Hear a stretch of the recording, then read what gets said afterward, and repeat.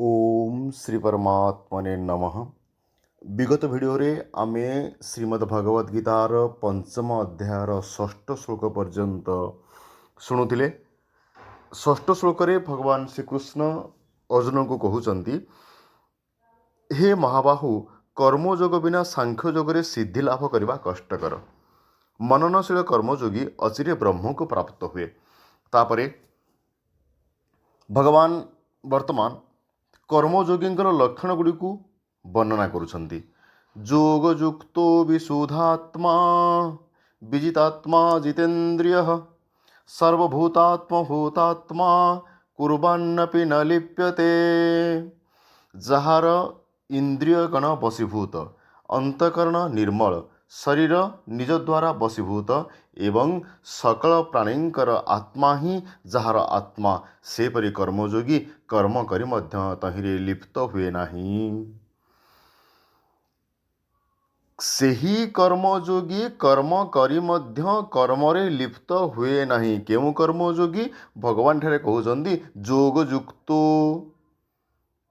कले इंद्रियगण जहांकर वशीभूत, जितेन्द्रिय योगयुक्त अर्थात जी जोगरे परमात्मा सहित युक्त हो जुड़ी हो रही थांती, अर्थात भगवान को स्वर्ण चिंतन कर थांती।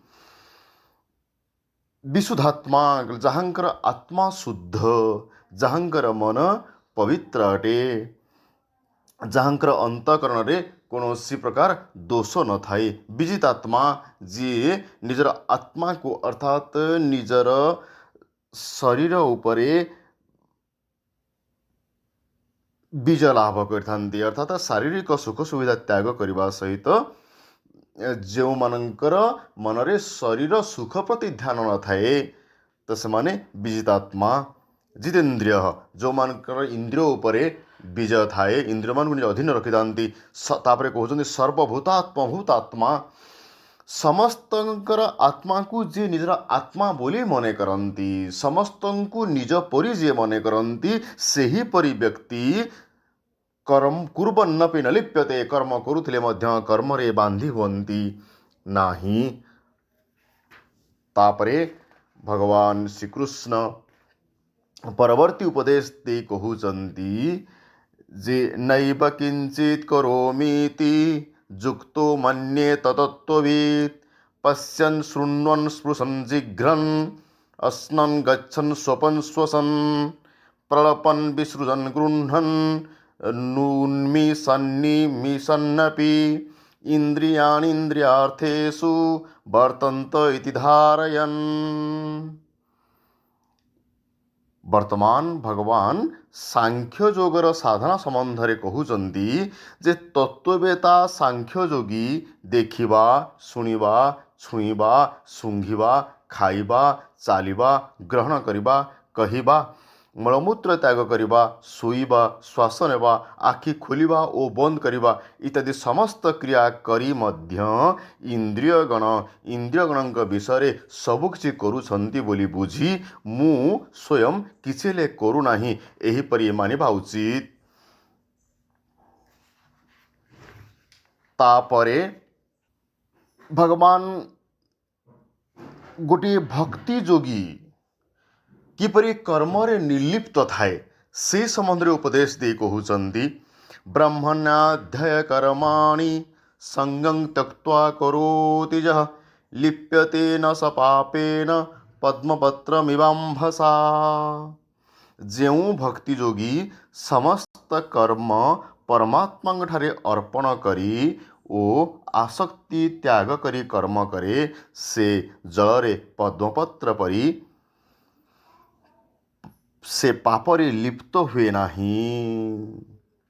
गोटे बहुत सुंदर महत्वपूर्ण सूत्र दे भगवान श्रीकृष्ण ठारे कहउचंती, जे जे ब्रह्मण्य अध्याय कर्माणि परमात्मा ठारे जे कर्म को अर्पण करी दिए, संग त्यक्त्वा करोति यः, जहा मनरे कर्म प्रति कौनसी आसक्ति न थाए, अर्थात आसक्ति त्याग करी जे कर्म करथांती ତା ଦ୍ୱାରା କ'ଣ ହୁଏ କହିଲେ ଲିପ୍ୟତେ ନ ସପାପେନ, ସେ ପାପରେ ଲିପ୍ତ ହୁଏ ନାହିଁ।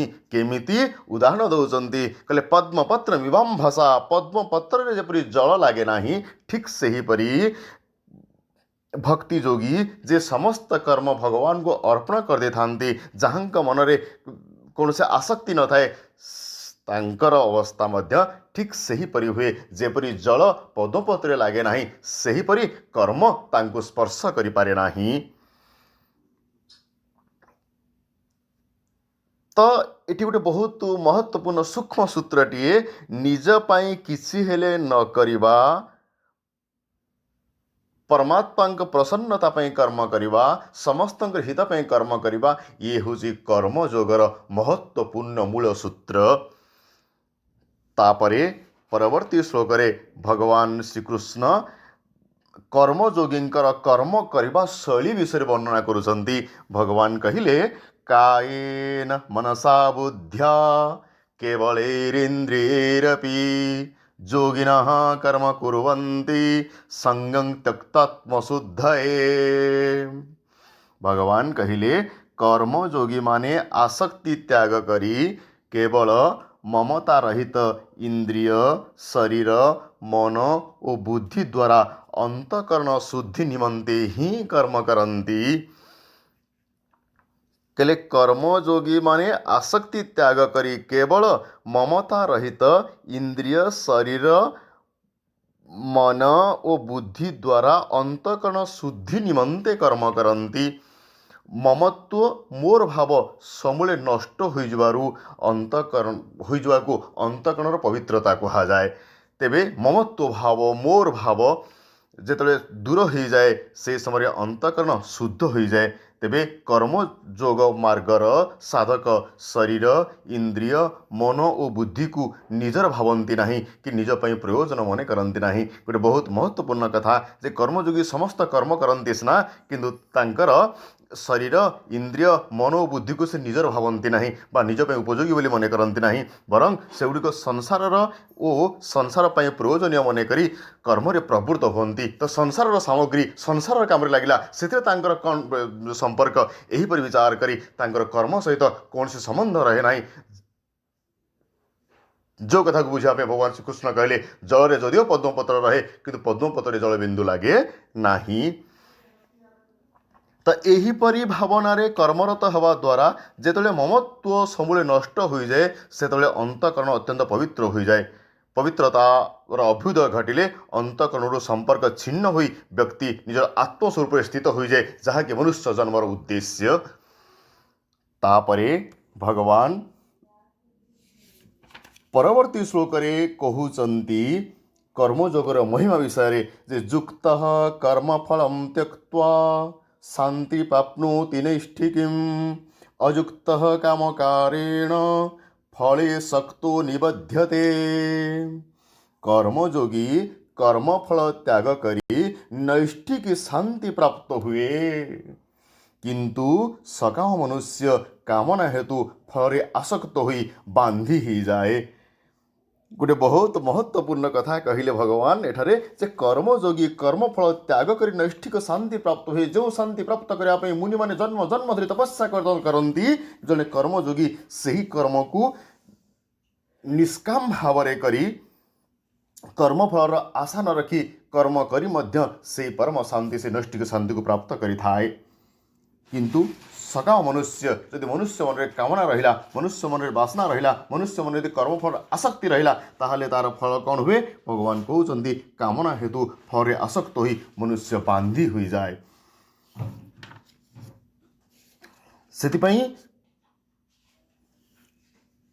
କର୍ମର ଆସକ୍ତି ତ୍ୟାଗ କରି କର୍ମଫଳର ସ୍ପୃହା ତ୍ୟାଗ କରି ନିଷ୍କାମ ଭାବରେ ସମାଜର ହିତ ପାଇଁ ଭଗବାନଙ୍କ ପ୍ରସନ୍ନତା ପାଇଁ କର୍ମ କରିବା ଉଚିତ।